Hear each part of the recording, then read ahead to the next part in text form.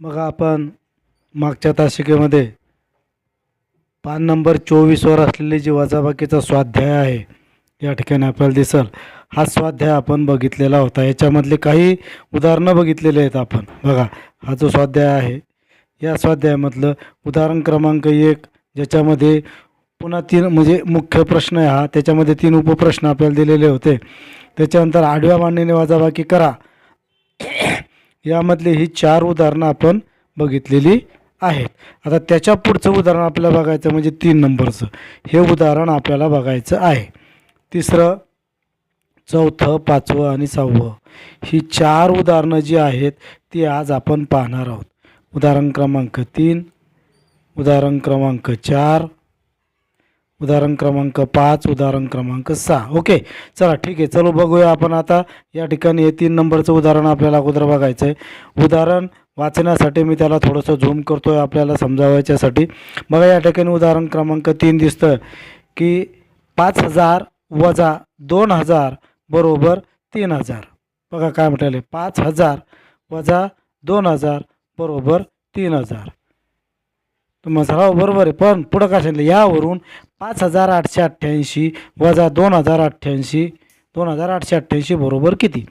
मग असं जर उदाहरण दिलं तर आपण सरळ सरळ काय विचार करतो, चला या दोघांची आपण वजाबाकी करूया। म्हणजे बाजूला कुठेतरी उभी मांडणी मांडणार किंवा आडवी मांडणी करणार आणि त्याच्यातून याचं उत्तर काढणार।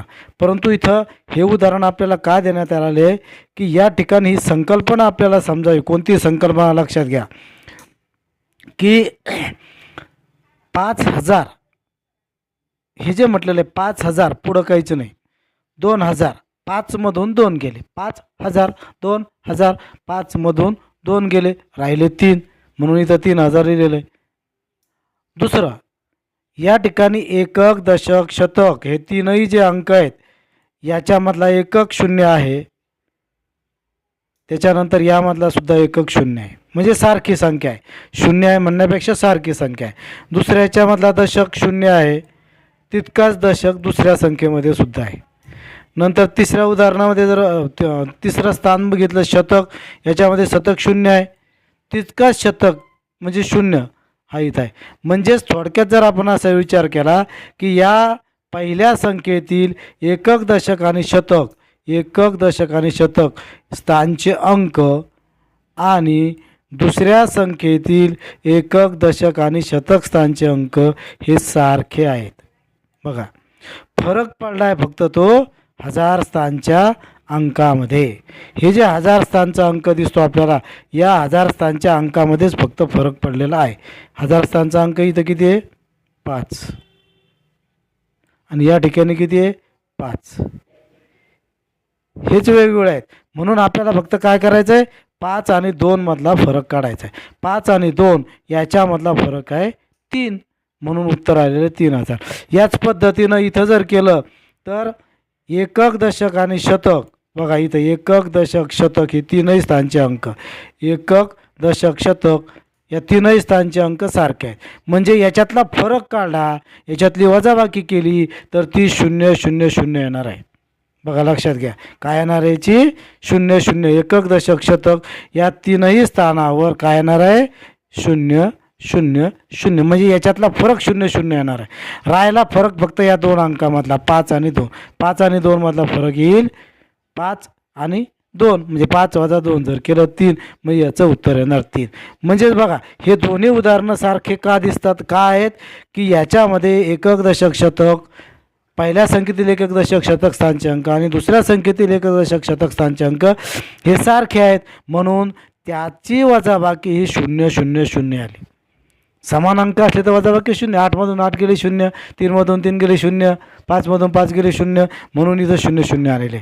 आणि 1000 स्थानचा अंक जो 5 आणि 2 याच्यातला फरक हिची वजाबाकी ही 3 आली, म्हणजे याचं उत्तर 3000। 5000 वजा 2000 बरोबर 3000, तसं 5888 वजा 2888 बरोबर 3000, नाही तर म्हणसान 2888।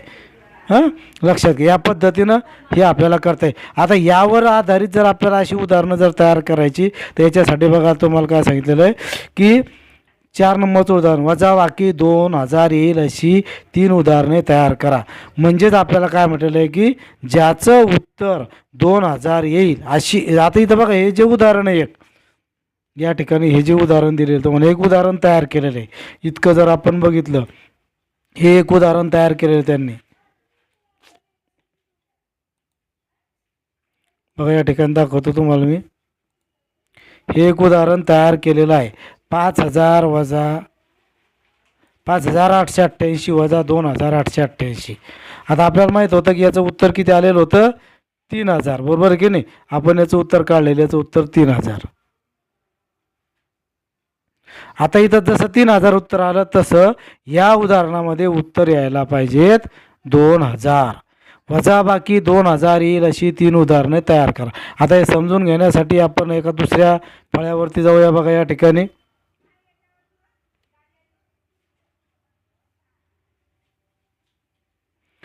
बघा हा फळा दिसतोय आपल्याला. या ठिकाणी बघायचं आपल्याला काय सांगितलेलं आहे उत्तर 2000 आलं पाहिजे. म्हणजे एक पहिली संख्या अशी राहील आपली एखादी पहिली एक संख्या वजा दुसरी संख्या बरोबर 2000 असं उत्तर आलं पाहिजे आपलं बरोबर आहे की नाही. या पद्धतीने उत्तर आलं पाहिजे. पहिली संख्या वजा दुसरी संख्या 4 अंकी संख्या घ्यायची. इकडं सुद्धा 4 अंकी आणि इथं सुद्धा 4 अंकी. उत्तर आलं पाहिजे आपलं 2000 असं आपल्याला म्हटलेलं या प्रश्नाच्या उत्तरात आहे. मग आता इथं शून्य कधी येणार आहे बघा. हे जे शून्य दिसतंय तुम्हाला हे शून्य कधी येईल की याच्या एकक स्थानचा अंक जो आहे तोच अंक या पहिल्या संख्येच्या एकक स्थानी असला पाहिजे. मग इथं तुम्ही कोणताही अंक घ्या. समजा इथं 5 घेतला तर आपल्याला इथं जर 5 घेतला तर इथं किती घ्यावं लागतील 5च घ्यावे लागतील. काय करावं लागेल आपल्याला या ठिकाणी सुद्धा आपल्याला 5च घ्यावं लागतील. आपण इथं या ठिकाणी 5 घेतले. आता इथं शून्य आलेलं आहे दशक स्थानी म्हणून याच्या दशक स्थानी पहिल्या संख्येच्या दशक स्थानी आणि दुसऱ्या संख्येच्या सुद्धा दशक स्थानी समान अंक घ्यायचा. 0 ते 9 मधला कोणताही 0 ते 9 मधला 0 घ्या 1 घ्या 2 घ्या 3 घ्या. समजा आपण इथं मग घेतलं आपण 0 मग इथं झालं 0. ओके चला. आता इथं हजार स्थानी अंक कोणता आले शतक स्थानी उत्तर आलेलं आहे 0. कधी उत्तर 0 येईल की ज्या वेळेला पहिल्या संख्येच्या शतक स्थानी आणि दुसऱ्या संख्येच्या शतक स्थानी सारखा अंक असेल. मग दोन्ही ठिकाणी आपल्याला सारखे अंक लिहायचे.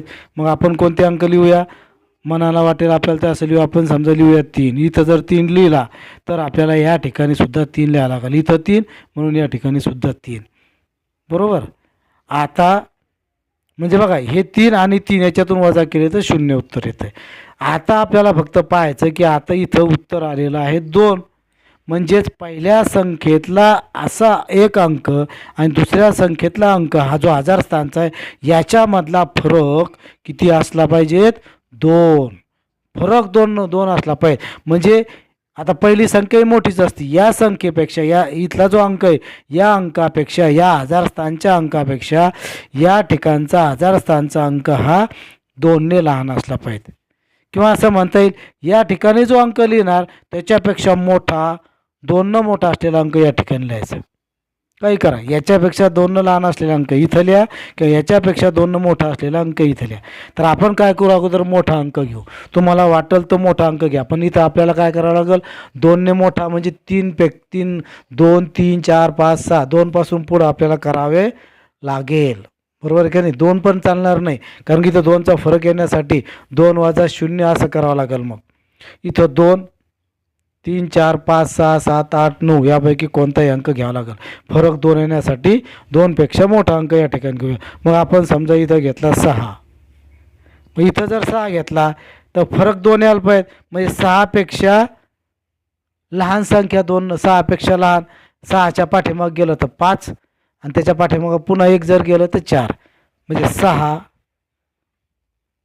बघा हे 6 त्याच्या पाठीमागं जर उजळणी जर म्हटली आपण तर उजळणीमध्ये 6 त्याच्या पाठीमागं 5 त्याच्या पाठीमागं 4 म्हणजे या 6पेक्षा 2 लहान अंक आहे 4 म्हणून आपण इथं लिहिणार 4. बघा 6 वजा 4 असं जर केलं तर आपलं उत्तर 2 येतं.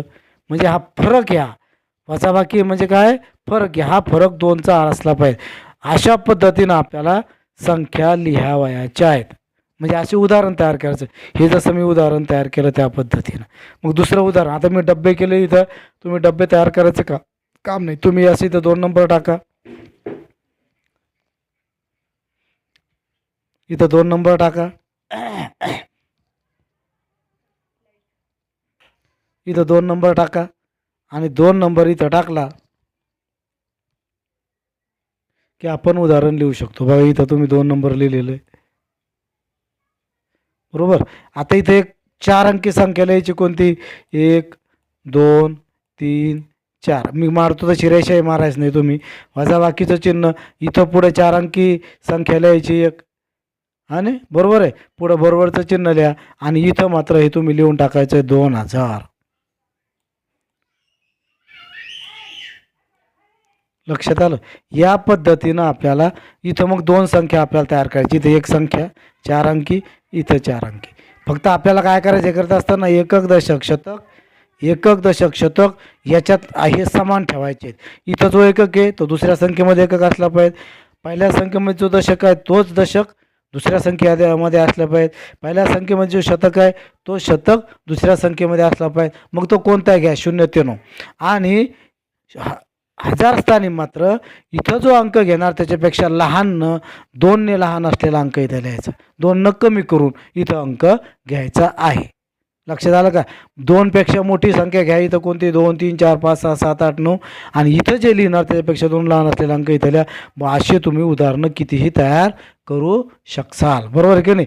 हे अंक बदलत गेले, इथले अंक बदलत गेले, कितीही उदाहरणं आपल्याला तयार करता येईल. मला वाटतं तुम्हाला कळलेलं असेल, तुम्ही हे करू शकता. ठीक आहे, चला आपण आता पुढच्या उदाहरणाकडे वळूया. आपलं पुढचं जे उदाहरण आहे ते बघूया आपण, की इथं असं म्हटलेलं आहे की 5 नंबरचं उदाहरण, 4765 2142 या संख्या आणि साक्षर व निरक्षर हे शब्द वापरून वजाबाकीची उदाहरण तयार करा आणि सोडवा. बघा काय म्हटलेलं आहे, महत्त्वाचं 2च गोष्टी घ्या. आपल्याला उदाहरण तयार करायचं आहे, वजाबाकीचं उदाहरण तयार करायचं. काय करायचं, वजाबाकीचं उदाहरण तयार करायचं. हे जर आपण थोडंसं लहान करू म्हणजे तुम्हाला लक्षात येईल. ओके, चला बघा या ठिकाणी काय म्हटलेलं आहे, उदाहरण समजून घ्या. काय सांगितलं करायचं आपल्याला, उदाहरण तयार करा. काय म्हटलं, उदाहरण तयार करा. उदाहरण तयार करायचं आणि सोडवायचं. सोडवायचं म्हणजे काय करा, उत्तर करायचं, उत्तर काढायचं आहे त्याचं, बरोबर आहे. ठीक आहे, आता कशाचं उदाहरण तयार करायचं, तर वजाबाकीचं. कशाचं उदाहरण तयार करायचं, वजाबाकीचं. ओके, म्हणजे एवढं लक्षात घ्या, वजाबाकीचं उदाहरण तयार करा, वजाबाकीचं उदाहरण तयार करा, बरोबर आहे, आणि नंतर सोडवा. ठीक आहे, आता वजाबाकीचं उदाहरण तयार करायचं, पण कसं उदाहरण तयार करायचं वाटल ते नाही. तर इथं तुम्हाला ही दिलेली माहिती आहे की 4765 2142 ह्या ज्या 2 संख्या, ह्या 2 संख्या वापरायच्या आणि साक्षर व निरक्षर हे शब्द वापरायचे आणि उदाहरण तयार करावयाचं आहे. ओके, आता कसं उदाहरण तयार करणार, उदाहरण तयार करायचं एवढं लक्षात आलेलं आहे. दुसरी गोष्ट काय लक्षात येईल आपल्याला, की ह्याच संख्या वापरायच्या या ठिकाणी ज्या दिसतात आपल्याला त्या 4765 आणि 2145 याच संख्या आपल्याला वापरायच्या आहेत. ओके, आणि साक्षर आणि निरक्षर हे शब्द आपल्याला वापरायचे. मग आता बघा आपण जाऊया आपल्या फळ्यावर आता आणि समजून घेऊ. फक्त हे अंक आपल्या लक्षात ठेवा, 4765 आणि 2142.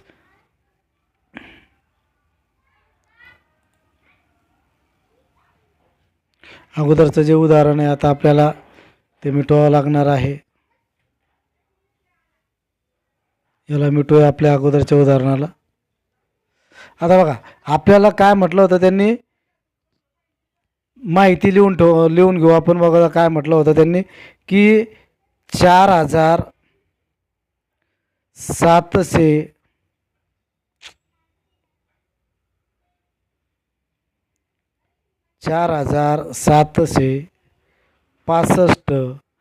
आणि 2142 हे अंक आपल्याला, या संख्या आपल्याला वापरावयाच्या आहेत. बरोबर आहे. या संख्या आपल्याला वापरायच्या आहेत, या दोन संख्या. आणि दुसरं काय वापरायचं आहे, साक्षर आणि निरक्षर हे शब्द वापरायचे. साक्षर आणि निरीक्षर हे शब्द वापरायचे. आता हे साक्षर निरीक्षर काय, ज्याला लिहिता येतं अशा माणसाला साक्षर म्हणतात. समजा तुमच्या आजोबाला जर लिहिणं वाचणं येत नाही तर त्यांना निरीक्षर म्हणायचं. जर तुमच्या आजोबाला लिहिणं वाचणं येतं तर साक्षर म्हणायचं. म्हणजे तुमच्या घरात ज्याला लिहिता वाचता येतं त्याला साक्षर. तर याच्यासाठी साक्षर निरीक्षर असे शब्द वापरून आपल्याला एक शाब्दिक उदाहरण तयार करायचं. बघा काय म्हटलेलं आहे, शाब्दिक उदाहरण. या बाजूला आपण तयार करूया शाब्दिक उदाहरण. म्हणजे आता कसं उदाहरण, जसं आपण असं म्हणूया की बा एका गावामध्ये उदाहरण तयार करायला लागलो आपण. एका गावामध्ये 4765 साक्षर लोक आहेत. एका गावामध्ये 4765 साक्षर लोक आहेत. तर 2142 निरीक्षर लोक आहेत. 2142 निरीक्षर लोक आहेत. ठीक आहे. इतकी माहिती आपण अगोदर लिहून घ्या आणि मग काय उदाहरण तयार होईल. म्हणजे आपण असं बघूया या ठिकाणी. माझं अक्षर चांगलं येणार नाही, लक्षात घ्या फक्त तुम्ही. एका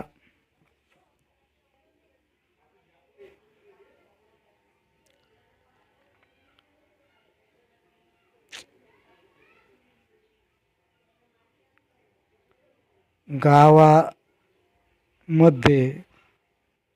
4765 साक्षर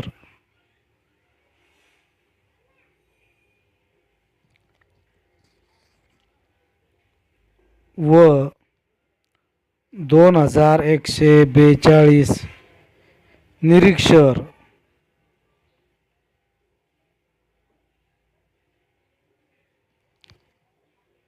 आहेत. आता ही आपल्या उदाहरणामध्ये जशी माहिती लिहितात तशी माहिती लिहिलेली आहे. आता आपल्याला काय म्हणायचं आहे पुढं, तर ही झाली माहिती. तर त्या गावात, आता याच्यात साक्षर जास्त आहे का निरीक्षर, तर साक्षर जास्त आहे. तर किती लोक, म्हणजे निरीक्षरपेक्षा किती जास्त साक्षर लोक आहेत, निरीक्षर लोकांपेक्षा किती जास्त लोक साक्षर आहेत. तर त्या गावात निरीक्षर लोकांपेक्षा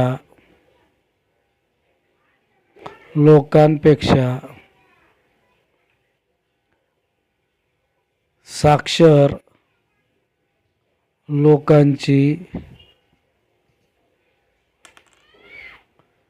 संख्या किती जास्त आहे. बरोबर.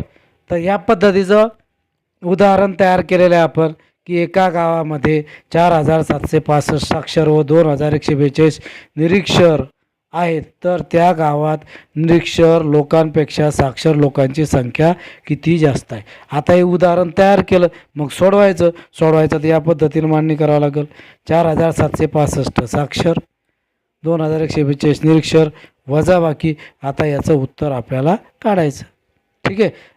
हे झालं उदाहरण तयार केलं. ही उजवी बाजू दिसती, उदाहरण तयार केलं आणि डाव्या बाजूला सोडविलेलं आहे. अशा पद्धतीनं आपल्याला हे उदाहरणं तयार करायचे. मग आता इथं दुसरं उदाहरण आपल्याला असंही करता येईल. याला साक्षर म्हटलं, याला निरीक्षर म्हटलं या संख्येला. याच्याऐवजी याला निरीक्षर म्हणा या संख्येला की 4765 निरीक्षर आहेत. समजा असं म्हणू की आता हे झालं, याला निरीक्षर म्हटलं आणि याला साक्षर 2142 साक्षर आहेत. आता इथं मी लोक म्हटले. एखाद्यास आपण असं म्हणू शकतो की एका गावामध्ये 4765 निरीक्षर आपलं साक्षर पुरुष आहेत. 2142 साक्षर निरीक्षर पुरुष आहे. आता इथं लोक म्हटलं, माणसं म्हटलं होतं, मी लोक म्हटलं होतं. इथं आपण पुरुष शब्द वापरला. त्याच्याऐवजी आपण स्त्रिया वापरू शकतो की एका गावामध्ये 4765 निरीक्षर स्त्रिया आहेत व 2142 साक्षर स्त्रिया आहेत. मग त्यापैकी साक्षरपेक्षा निरीक्षर किती जास्त आहेत किंवा निरीक्षरपेक्षा साक्षर किती कमी आहेत, हे कमी नाहीत म्हणून याच्यापेक्षा हे किती कमी आहेत असं वाक्य, असा प्रश्न तयार करू शकतो आपण. तर या पद्धतीचे प्रश्न आपल्याला तयार करावयाचे आहेत. ठीक आहे, चला आपण आता पुढच्या उदाहरणाकडे वळूया आपल्या. बघा, सोपं उदाहरण आहे. उदाहरण काय की 6 नंबरचं उदाहरण, कोणाची वजाबाकी बरोबर आहे? मंदा, नंदा आणि कुंदा. मंदा, नंदा आणि कुंदा या तिघींनं या ठिकाणी बघा ही वजाबाकी केली. 5687 वजा 25, 5687 वजा, हे बघा ही मांडणी दिसते तुम्हाला आणि याची उत्तरंसुद्धा काढलेलं आहे. कोणती वजाबाकी बरोबर आहे आणि का असं म्हटलेलं इथं, का वजाबाकी बरोबर. आता तुम्ही बघा, यांनी संख्या मांडलेल्या आहेत, संख्या व्यवस्थित मांडलेल्या आहे. वजाबाकी केली 7मधून काहीच नाही, इथं काही नाही म्हणून 7, 8तून 5 गेले खाली उरले 3, 6तून 2 गेले खाली उरले 4, हे बरोबर आहे.